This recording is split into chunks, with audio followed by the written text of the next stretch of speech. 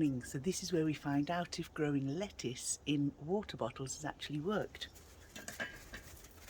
So I took a water bottle and I cut it in half, but I left a little bit on so it had a hinge. I filled up the bottom part with soil and I popped in my lettuce seeds. So this was from seed. I then sealed it over with some masking tape and labelled it as lettuce. This is a great handy thing to do if A, you don't have a greenhouse or your greenhouse runs out of room, or you want to grow plants indoors and keep insects off them. So let's have a look, because this is going to be transferred today into a pot. And here we have one very lovely young lettuce. So let's take this out of here. So here we have our lettuce with its roots, and I'm popping it into a tub.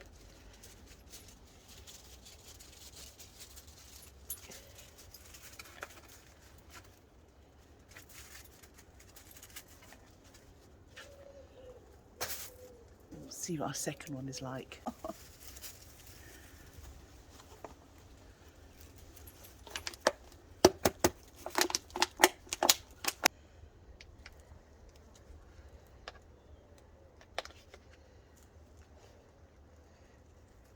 It's a little bit wilty coming out simply because the bottle has held its leaves together.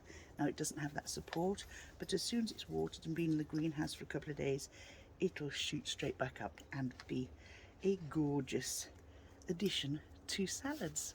So here we go, 2 lettuce grown in bottles as an experiment, and it worked well. It worked really well. So if you struggle for space, or if you want to grow lettuce indoors, this is the way to go. You know, you can always put them on windowsills without this, but this has that lovely greenhouse effect. So there you go, Ballygowan water bottles.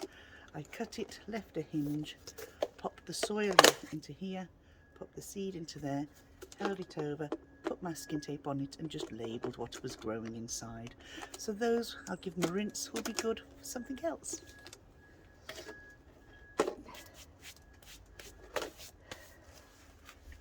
I'll just water them.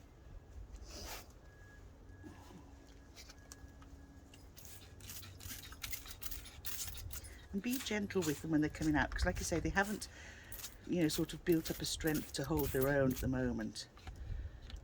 But they're getting there. Oops, I've just closed it.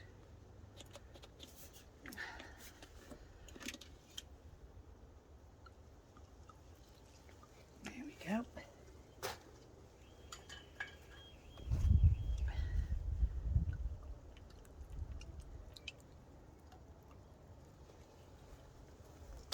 There we go. I'll give you rhubarb for the rest of that water. Rhubarb, by the way, love lots of water.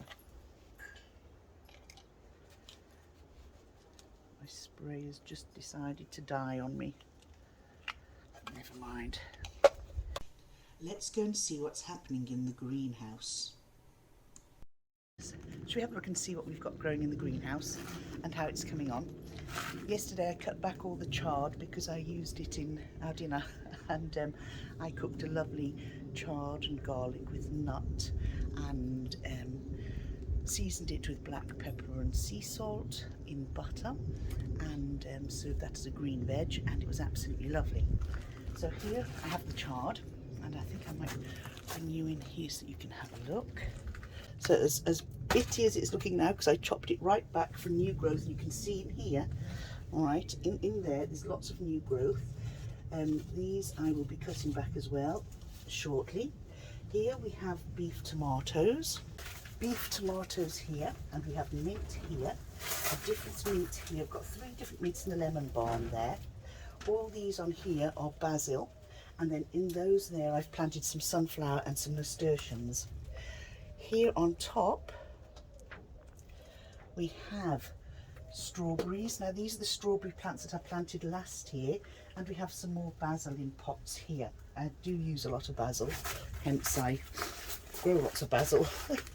Over here we have, okay, in this first tray here we have peas, and that one over there is a sprout. Okay, so peas and sprouts.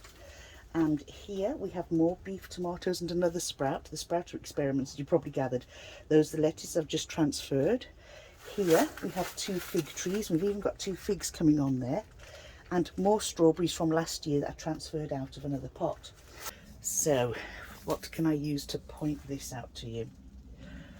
Let me see.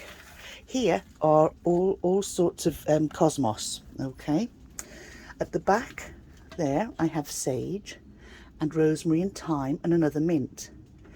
This here is a kale and a strawberry there, and this is chives. As you can see, I had a haircut last night. And then down on the second shelf there I have sprouts, leeks, beef tomatoes again, but they're black beef tomatoes, and I have another sage plant. And at the back there are a couple more tomatoes at the back as well. And of course down here we have lots of chives that have flowered. These flowers, okay, are absolutely delicious. Just like the garlic, you can eat chive plants.